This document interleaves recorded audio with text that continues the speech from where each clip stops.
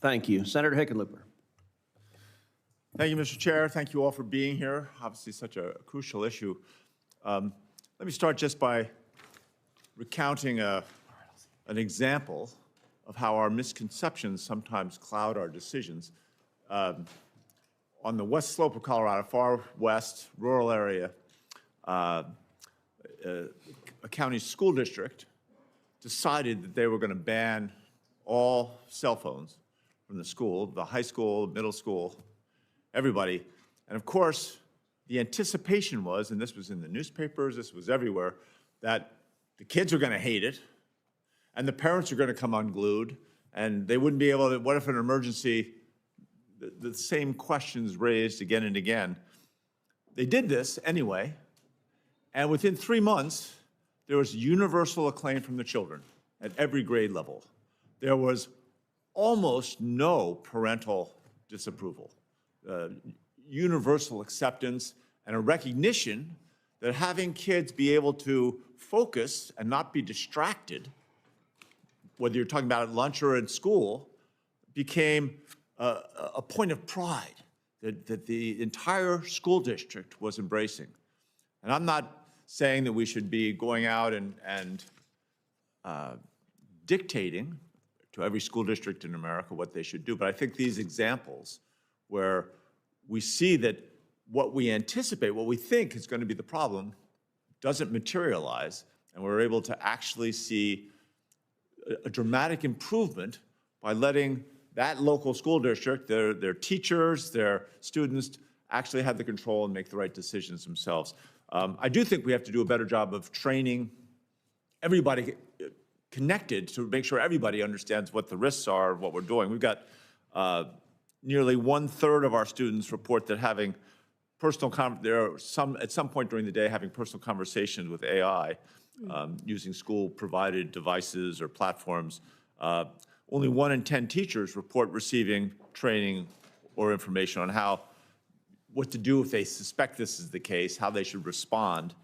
There are growing concerns regarding how the emotional development of these kids is impeded, whether the issues around dependency, safety, not to mention the privacy protections for these tools that now can see so much of kids' digital lives. So let me start, Dr. Rudetsky. How can we better equip both our parents and our teachers en masse to respond to children when it becomes evident that the student AI use is affecting them in what potentially is a very harmful way? Well, I think of solutions as both systems level and then on an individual level. So systems level, I think we need to work with the internet filtering software companies to make sure they are really doing an accountable and thorough job at blocking unauthorized AI chatbots from school-issued devices, as well as the other distractions I mentioned.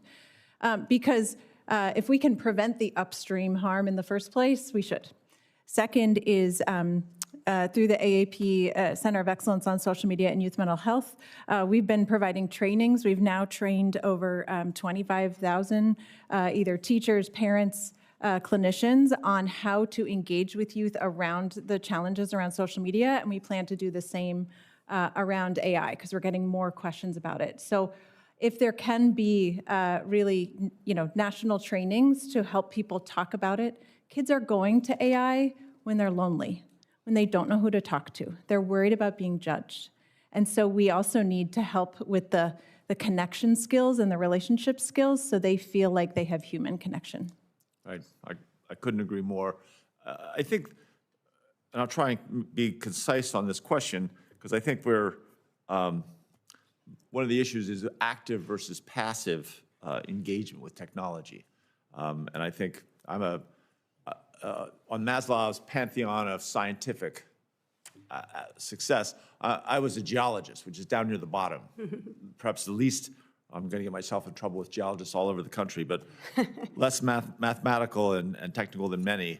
But I spent years working both as a mayor, as a governor, on our workforce pipeline, very concerned about the engagement of kids with STEM at an early age. All the modern jobs, kids have to be fluent with technology. But again, we need to protect them, as we're all discussing, from some of the downsides of social media and AI. Fields like quantum computing or semiconductor innovation, kids have to understand on a deep level, and they just can't have AI answering every question for them without them exploring. So, and I'll ask any one of you, I'll let you fight over who answers. If we're going to really build the problem-solving and technical skills required for jobs of the future, how can parents and educators encourage the active over the passive style of learning?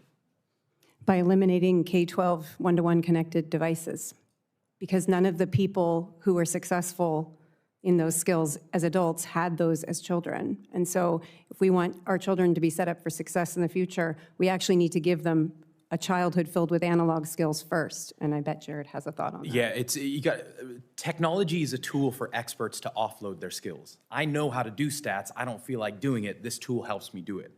They are not tools for novices to learn how to become experts. When they offload before learning the initial process, they have no clue, and now they're at the whim of whatever the machine tells them. And so I think one of my favorite statistics is the only time we've measured digital literacy. It's called the ICILS. It's the only international test on this. 2013, 2018, 2023. Between those years, the percentage of kids who are digitally literate has dropped 22%. Yet the amount of money we have spent has increased by $6 billion, and the percentage of kids who spend time every day on a computer at school has gone up 550%. So clearly, the secret to learning how to use tech is to not use tech. It's to learn analog, learn how we normally learn, and then use tech once you already know how to think to make that thinking easier. So that's what we're kind of seeing. Thank you. I appreciate this. We can go on. I could spend an hour having that discussion. And I yield back to the chair. Thank you. Well, and I will say, Senator Hickenlooper, is a word of encouragement. In Texas, we love geologists. Senator Moreno.